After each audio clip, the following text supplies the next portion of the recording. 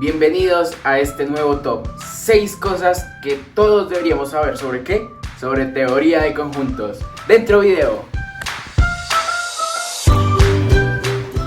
En primer lugar, como no puede ser de otra manera, tenemos la definición de un conjunto. ¿Qué es un conjunto? Muy bien, un conjunto es una agrupación, una colección o una reunión de diferentes elementos que poseen una o muchas características en común. En este caso tenemos el ejemplo de los accesorios para un celular, donde tendríamos los audífonos, el cargador y el protector, que conformarían el conjunto de algunos accesorios del celular.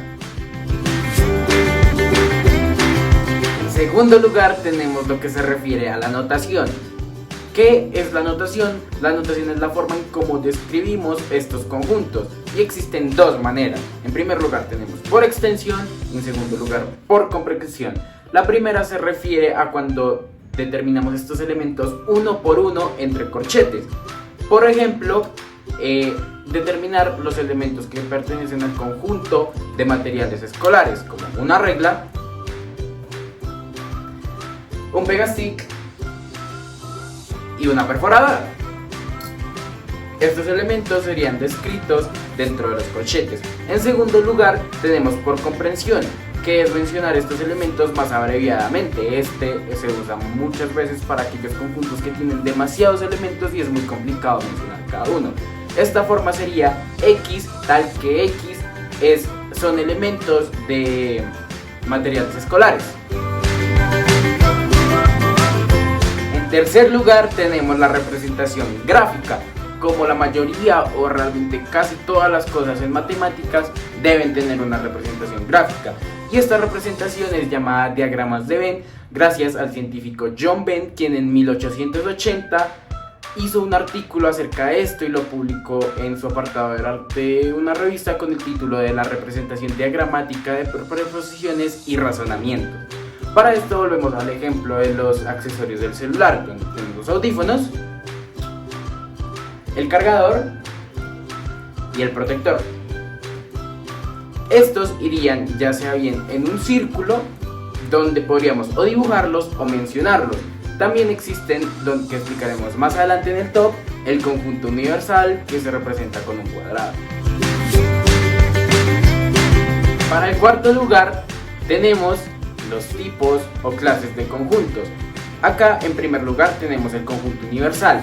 Como su nombre lo dice, es el que compone, es el que es la base para extraer diferentes conjuntos que muchas veces son llamados subconjuntos.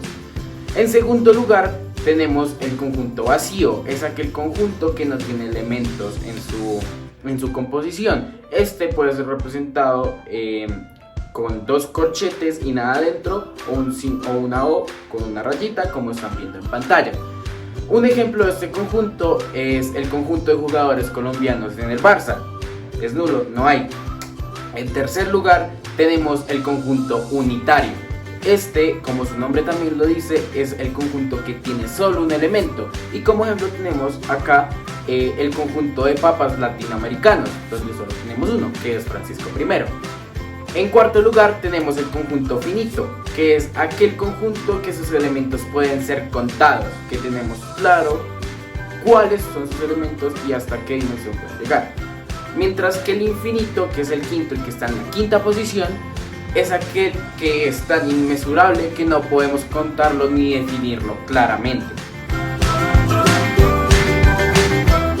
En el quinto lugar del top tenemos las operaciones entre conjuntos, cosa que es realmente fundamental. Tenemos 4 operaciones básicas para los conjuntos: unión, intersección, complemento y diferencia. En la primera, que es la unión, es aquella que, como su nombre nos dice, permite unir, juntar dos conjuntos con elementos. Como por ejemplo podría ser la unión del conjunto de los accesorios para celular y del conjunto de los materiales escolares, donde quedarían los audífonos, la perforadora, la regla, el pegastick, el cargador y el protector. En segundo lugar tenemos la intersección, que es aquella operación que su resultado nos da los elementos en común entre diferentes conjuntos. En este mismo podríamos identificar aquellos elementos que pertenecen tanto a un conjunto como al otro.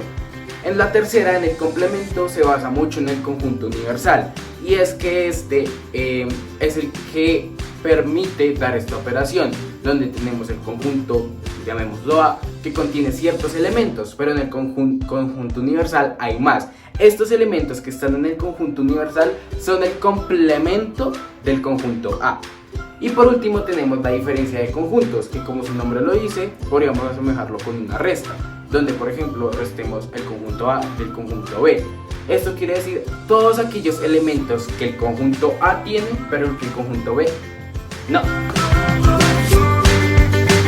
Por último, pero no menos importante, tenemos las relaciones entre elementos y conjuntos, que son tres. En primer lugar tenemos la relación de pertenencia, que sé que todos la hemos visto, que es la que se simboliza con una curvita. Esta nos refiere a un elemento que pertenece a un conjunto. Por ejemplo, el Pegastick pertenece al conjunto de los materiales escolares. Cuando algún elemento no pertenece, se le pone una raya. Entonces, por ejemplo, el cargador no pertenece al conjunto de materiales escolares. En segundo lugar, tenemos la contenencia, que esta se refiere a conjuntos y subconjuntos. Si por ejemplo tenemos un conjunto A, que son aquellos jugadores del Barça, y tenemos un conjunto B, que son aquellos jugadores del Barça que son argentinos, el conjunto B es un subconjunto del conjunto A, porque pues el conjunto A son todos los jugadores del Barça. Y por último tenemos la relación de igualdad, donde los elementos de un conjunto A y de un conjunto B son exactamente los mismos.